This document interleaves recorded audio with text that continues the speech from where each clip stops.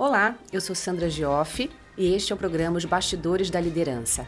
Aqui você vai acompanhar depoimento de pessoas que conviveram comigo em diferentes momentos da minha trajetória como líder. Depois, eu e a Márcia Gioff, minha irmã e parceira nessa jornada, vamos analisar cada depoimento frente a reflexões, comportamentos, aprendizados por trás de cada experiência.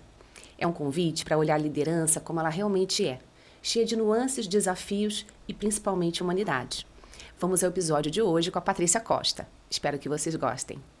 Olá, meu nome é Patrícia Costa e eu vou falar um pouco da minha vivência com a Sandra Gioff.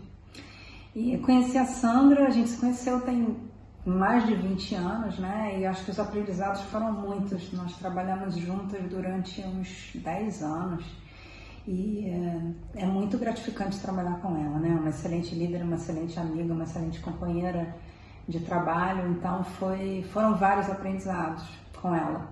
Mas o que me chama mais atenção e que eu queria compartilhar aqui tem muito a ver com essa questão de, às vezes, o líder nem percebe que está falando alguma coisa que vai ter um impacto tão positivo, né? Foi quando eu fiquei grávida e eu tinha uma questão de querer saber como que isso ia funcionar na prática, né? Eu já engravidei um pouco mais tarde, não era tão novinha, e tinha uma carreira, né, já estava com bastante experiência, né, nós trabalhávamos juntas na consultoria, e então eu falava, nossa, como que vai ser, não conseguia imaginar como que ia ser a minha rotina, né, tendo um bebê, tendo um filho, e como que isso seria aquela angústia, né, que a gente fica nesse momento de como que vai ser a nossa vida daqui para diante, né. E eu lembro que a Sandra falou para mim com muita tranquilidade, né? E ela era minha chefe na época. Ela falou, Patrícia, garante que você vai encontrar com a sua filha de manhã. Leva ela para a escola. Todo dia leva ela para a escola, leva ela para a creche, ou o que for, mas esse horário de manhã fica com ele, com ela, né? Aproveita esse período com ela, porque o teu horário pode mudar no meio do dia, pode ter reunião, pode você precisar ficar até mais. Então, sempre leva ela para a escola. E eu fiz isso e foi fantástico. Eu tinha isso como realmente uma prática. Então, todos os dias eu levava minha filha para a escola, e ficava aquele período, né, juntas, né, acordava, né, tomava café, levava para a escola e passava aquele, né, levava no trânsito, enfim. Então era um período que a gente passou juntas. Até há pouco tempo atrás eu ainda fazia isso, né? Agora ela já está uma moça e ela já vai sozinha.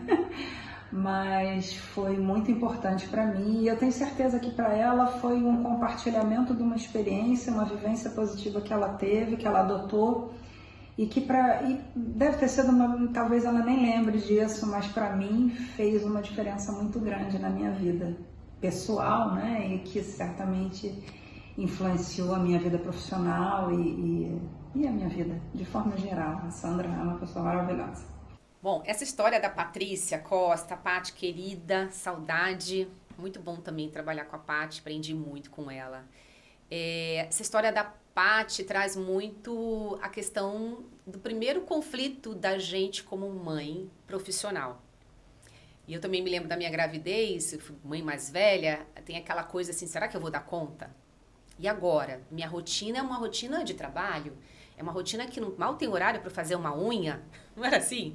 Onde vai caber um bebê aqui? Por mais que a gente queira ter o bebê, tem um medo da mudança, um medo, a insegurança se a gente vai dar conta. Não é simplesmente decidir ter filho, é decidir ser mãe. É diferente.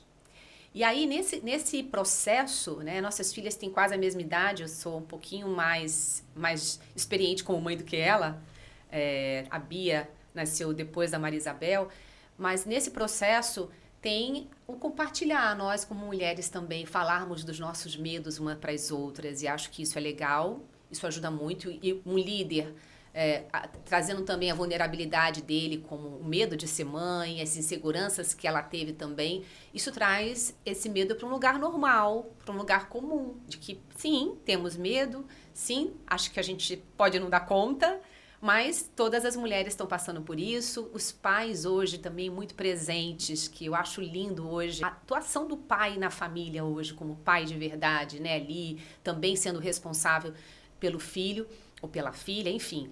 Então, isso traz pra gente um outro pano de fundo, que no caso aqui da Patrícia, buscando soluções. Porque quando a gente também vê esse contexto da maternidade, a gente acha que tem que virar a vida de cabeça para baixo, mas não necessariamente. O que eu vou mudar na minha rotina? O que eu posso garantir para ter esse convívio? O que eu posso abrir de espaço e negociar no meu trabalho também? Eu lembro que na minha época de mãe recente, eu ia para casa às 5 horas, porque eu gostava de dar banho, de dar jantinha, de botar minha filha para dormir, para depois que ela dormisse, eu comer, eu tomar um banho, né? Que eu também sou um ser humano, e eu trabalhar.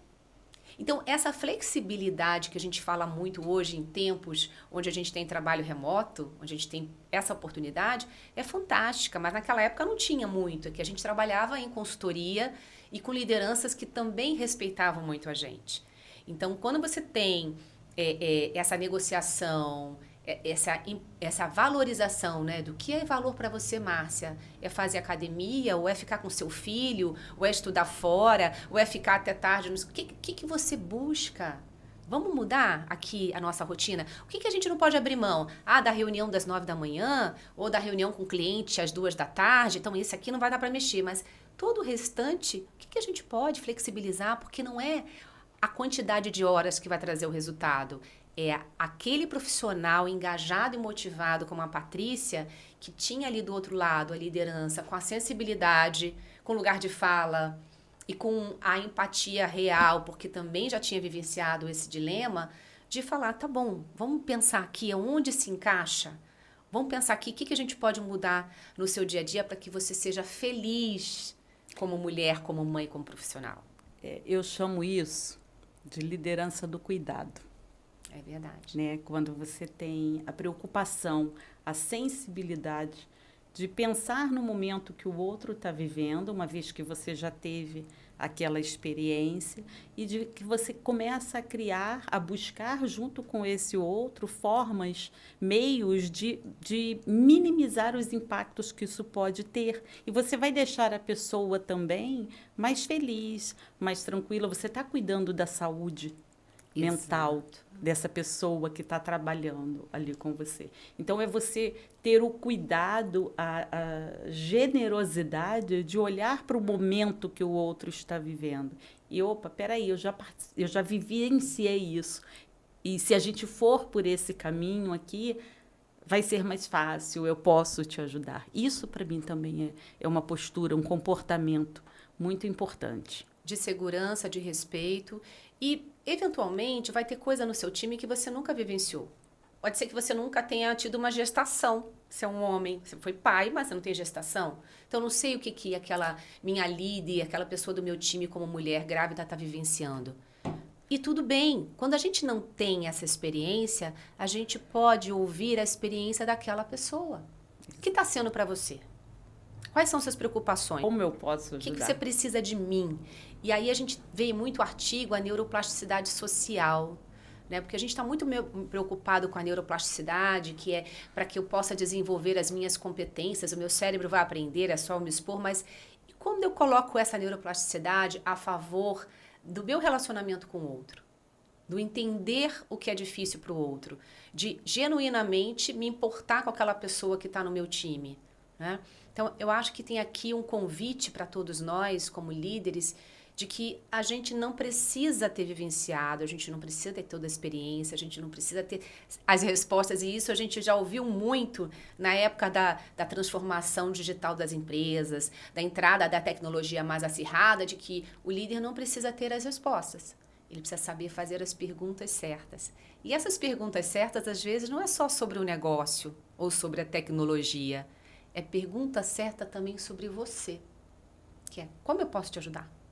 O que é importante para você agora? Porque pode ser que para mim o importante é fazer minha academia. Mas para você, é sair mais cedo para ficar com seu filho? É levar a sua filha na escola? E aí eu queria que você falasse um pouquinho, né, de que quem consegue O que representa para a criança essa participação do pai e da mãe, ou da família, né? Em algumas famílias diferentes, da família no ambiente escolar?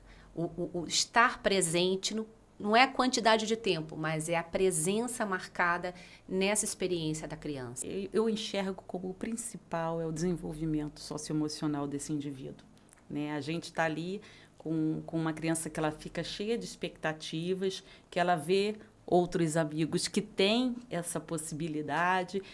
Mas eu entendo também o lado dos pais, né? Que a gente fica ali um pouco, eu não posso ir, e não precisa também ir sempre. Vá uma vez por semana, vá uma vez por mês, vá a cada 2 meses, mas realmente vá, realmente participe. Você pode não ir fisicamente na escola, mas você pode conversar de verdade com o seu filho sobre a escola. Você vai estar participando da mesma forma. E é participar das atividades escolares, é conversar sobre o dia, sobre o que ele aprendeu, sobre as relações que ele estabeleceu com a equipe escolar como um todo, não só com as crianças, com as outras crianças. Você também, como responsável, como líder de crianças, a paternidade e a maternidade são os primeiros, eu acho, grandes exemplos de liderança que a gente exerce, e a gente ter essa coisa de se importar, mostrar para aquele indivíduo o quanto ele é importante. E aí, quando você foca ali no desenvolvimento socioemocional, você está contribuindo para o desenvolvimento também das funções cognitivas, né, para o interesse acadêmico desse indivíduo. Exato. Acho que tem umas coisas muito legais que você trouxe aqui, que quando você participa desse ambiente acadêmico, você está falando para aquela criança, com outras palavras, que é importante estudar. Sim. Que você tem orgulho. Exato. E que você zela por isso, né? E também tem uma coisa de que eu vivenciei muito, que não é a quantidade do teu tempo, é a qualidade. Não adianta eu buscar meu filho na escola todos os dias se eu nem converso com ele no caminho. E a gente está vivendo essa crise aí, por causa desses seriados, adolescência e outros, de que os pais não conhecem os filhos, de que os pais não sabem o que acontece com os filhos. E a culpa é da internet, a culpa é do celular, a culpa é nossa. Assim, o que de verdade eu estou atuando, participando, interessada, com escutativa. Exato. Ou eu também estou no meu celular enquanto meu filho está comendo. A gente leva celular para a mesa? A gente conversa sobre o dia a dia? Então, é analisar a nossa rotina de quanto que a gente de verdade está interagindo. Está prestando atenção na expressão facial, na resposta, que aquela resposta veio meio torta. Será que eu perguntei algo e a resposta não é verdadeira? É sobre esse detalhe, né, Márcia? Então, a importância de ser pai e mãe para quem trabalha fora, para quem tem pouco tempo, para quem tem que gerenciar a rotina, é refletir de que a quantidade não vai trazer a qualidade e a relação que a gente precisa. E sim, vamos negociar, vamos bater na porta da liderança, porque se a liderança também não fez esse exercício, será que é uma boa empresa para você continuar trabalhando? Quais são os nossos valores? O que a gente não vai abrir mão? O que é inegociável na nossa vida? Então, fica aqui também um questionamento de que a gente já viveu uma época onde o trabalho era tudo. A questão de sobreviver ou depender do trabalho para sobreviver é uma. Outra coisa é de que o trabalho tem que ser o todo da nossa vida, a gente tem que repensar. Claro, não vamos tomar nenhuma atitude brusca e irresponsável, mas vamos refletir e vamos ver o que a gente pode mudar, mas sim colocando valor naquilo que é importante. Então, bastidores da liderança aí trazendo essa questão difícil pra gente. E eu vou contar, hein? No bastidor, sempre temos culpa. Por mais que eu tenha feito várias coisas incríveis para ficar com a minha filha e ser uma mãe de verdade, sempre vai ter uma pontinha de culpa daquele dia que eu não fui. E faz parte, né? Porque também tem aquele que não trabalhou e tem culpa. A gente sempre vai achar que podia mais por alguém que a gente ama, seja nossos filhos, seja nossos pais, seja nosso parceiro. Então, Bastidores da Liderança, compartilhe esse episódio e obrigada aí pela sua participação.